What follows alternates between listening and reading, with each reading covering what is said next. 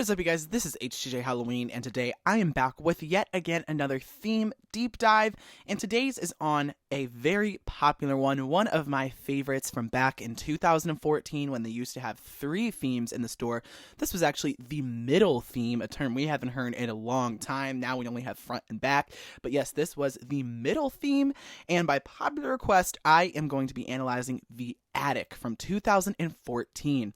So as you can see here, this was the front of the attic. This wasn't necessarily my favorite part because you know I love the possessed girls in the back, but this was a very intricate part of the design. We kind of had this stairway wallpaper leading up to this girl that was giving very Ring vibes. Then we also had the original roaming antique doll. I believe this was her introduction year. We had the coat rack monster, which looks pretty just like a normal part of the set, but he was actually one of the animatronics. And then we also had a that book that like writes on its own that returned for actually years on end. I didn't realize. And then there was like a lamp or something. I'm going to talk about some props that could have potentially been in this theme that weren't, but I definitely think they could have used like one more prop in the center of this part of the display. This part was a little bit lacking. I never really found it that interesting. So if they maybe just had like one more prop in the center, it would have been a more memorable section, but I definitely like the design of the background. So it's kind of like, I guess, the stairs leading up to the attic is what it looks like. And then that's supposed to be just the wall, you know, with the opening to the stairs is kind of what it's looking like. So we're in kind of an abandoned, decrepit house, and that is the stairs up to the attic, which honestly I didn't put 2 and 2 together until just now as I'm saying this. It seems like those are the stairs to the attic, which is on the other side of the display. So very interesting there. You can see some of the boxes on the sides. You can see they had the price tags up on the railing. There was like a little nice railing thing to kind of protect in the props. So that was the front side, and I forget exactly like how they would have this in the store. I mean, I know it was in the middle of the store, so I think this was usually the side that was kind of facing the walkway of the store, and the other side was facing the, you know, wall of the store. So you kind of had to walk around and see what was going on back there. So moving along to the right side of the theme, we had this skinny section of wall which housed 2 other props. We had the electrified corpse, who is one that I tend to forget. Actually, sorry, not electrified corpse. What am I saying? Electrified maniac. Electrified corpse is the one that's hanging upside down. This was the electrified maniac. See, I told you guys, this is one that I tend to forget, but this was a, you know, full-on standing version of the electrified prop. And yeah, it was kind of almost like a death row type of thing, but standing up. And it had a bag over its head, which I feel like kind of made it forgettable because it didn't really have any notable face. $200, as you can see there. It also had that thing that was the like lever that you would pull, or that whatever that activator was that you see in front of it.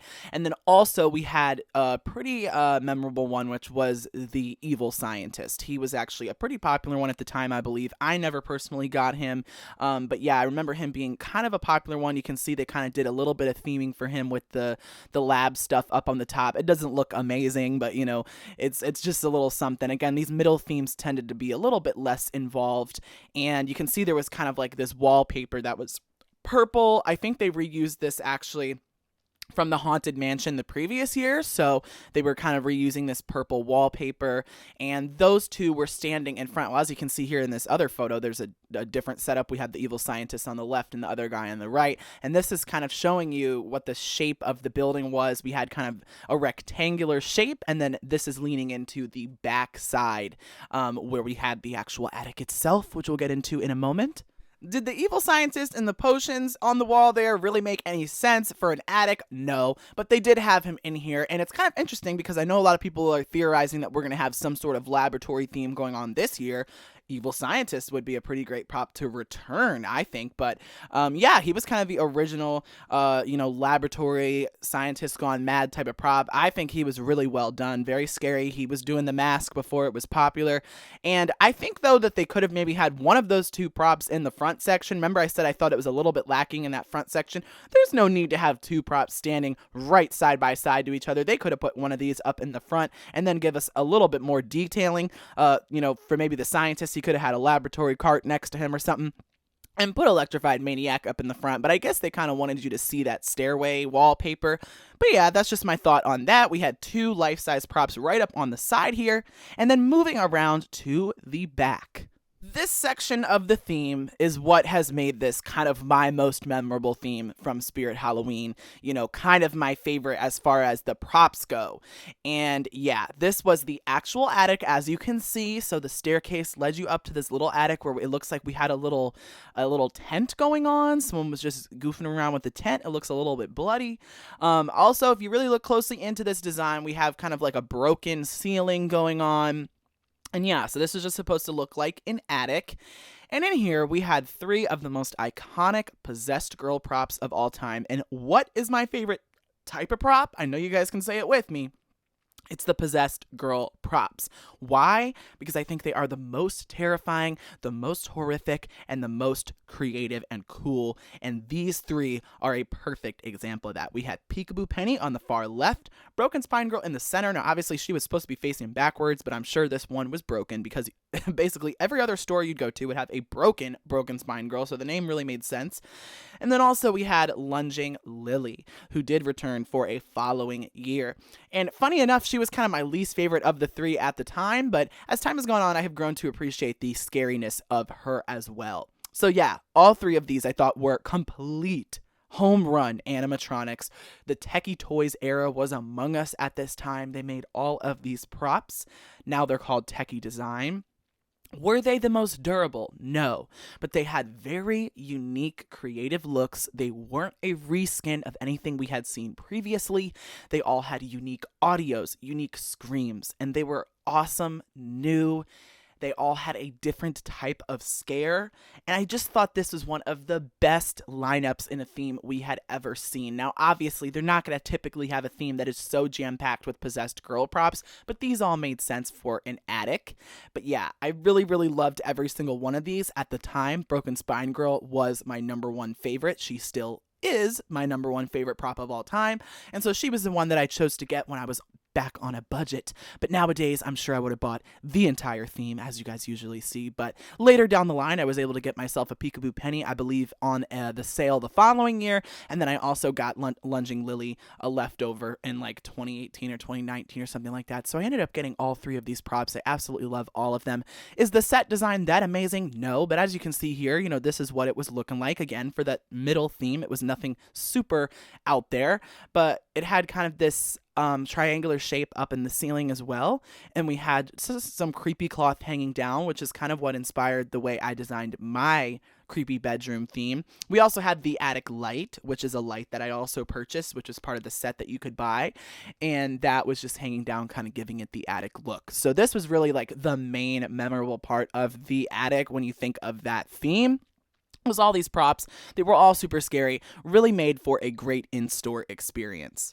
There was one more side that we can't forget, which was the left side when you're facing the theme from the front, and that had one of the most iconic props at the time too, which was the possessed wall hanger. I didn't think much of her at the time, but once again, it's one that I have grown to love as time has gone on and also purchased for myself.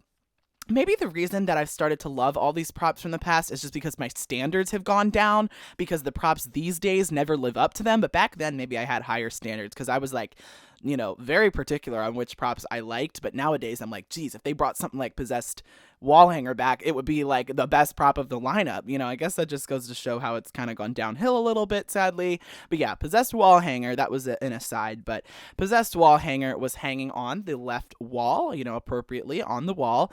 And yeah, I mean, she was kind of out of place, just kind of randomly sitting there, but she was very, very spooky as well, and also felt, fit with the rest of the possessed girl props that we had there. So one of the other iconic possessed girl props you can't forget about, she actually did return along with Lunging Lily, both in the Zombie Station Z the following year, and I thought they both looked excellent in that theme. Actually, I think she looked way better in Zombie Station Z than she did in the attic. She was more incorporated well. But yeah, she was hanging over this, the same spirit wallpaper, and she was hanging over this little design of a dresser that was just kind of like drawn on there. So a lot of this was very two-dimensional, not anything very interesting. They could have had a real 3D dresser, which would have been kind of cool, and maybe sat some stuff on it, but no, it was just a little drawing on the side. So everything in this was pretty basic, but it was jam-packed with cool props on all sides. So now that you have seen all sides of the rectangle that was the attic, let's give a rundown of what props were featured in this. We had Broken Spine Girl, we had the Coat Rack Monster, we had Electrified Maniac, we had the Evil Scientist, we had Lunging Lily herself, we had Peekaboo Penny, we had Possessed Wall Hanger, and the Antique Doll. And I believe that was it. Yes. So we had a lot of really, really cool props in there. Obviously, we also had that book. And what I wanted to show you guys here was some of the boxes from this theme, because what was interesting that we don't really see them do anymore is that they had a specific box for props that were in this theme. We had a specific attic theme box, which I thought was always really interesting. And it was this blue box, a color that we usually don't see on the boxes. It was this bright baby blue with, I guess, a picture of where the attic is located. It looks like, in this haunted mansion manner, and it kind of looks like maybe that's where the attic is up in. But I don't know if that was a real picture or a drawing or what that was. But yeah, this is Peekaboo Penny, Broken Girl, Lunging Lily, and the Evil Scientist all had that same print. And I actually have some of those boxes today. Now they look super retro. But it's very interesting seeing that we had a specific box for a theme, whereas nowadays all of the boxes look exactly the same. So this was definitely a very interesting thing to notice. So remember I said I would talk about some props that were rumored to have supposed to have been in this theme, and all thanks goes to the Spirit Halloween wiki or wikia. The people over there are amazing at getting all of these facts into a perfect organized manner.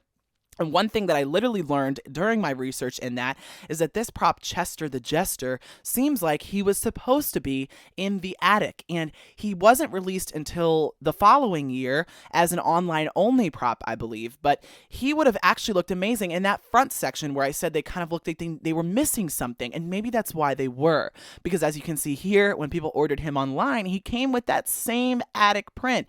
And nothing had the attic print in the store unless it was featured in the attic. So it seems like they were definitely planning on featuring Chester the Jester in the theme. It kind of makes sense. He's a toy box, so it kind of makes sense that the toy box would be in the attic.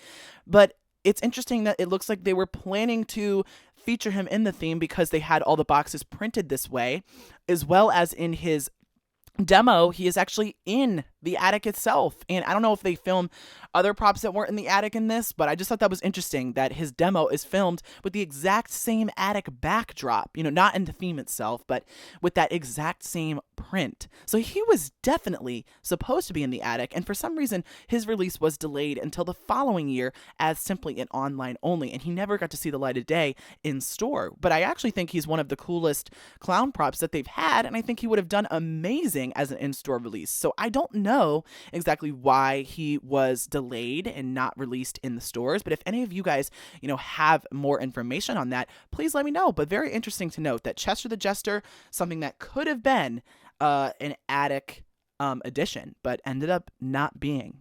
So anyways, guys, please let me know what you think of today's video. That is about it for the attic display. Once again, this is one of my most fondly remembered displays, just basically because of the props that were featured. I mean, there was nothing much to say about the set design itself, but that's kind of how it used to be. They used to have an extra middle theme for us, so we couldn't be mad. I mean, the front and back theme were both super involved in each of these years, and we just had some little extra thing in the middle to also look at. So, I mean, I can't be mad at that. I kind of miss that they used to do that. And so overall, I would give this a 7.5 out of 10 because the set design obviously is pretty, boring and basic, but really what carries it may be an 8 out of 10. What carries it is the incredible lineup of animatronics. Let me know your thoughts on the attic theme down below. Let me know if you were going to Spirit Halloween in 2014 and saw it for yourself. What did you think of it then versus what do you think of it now?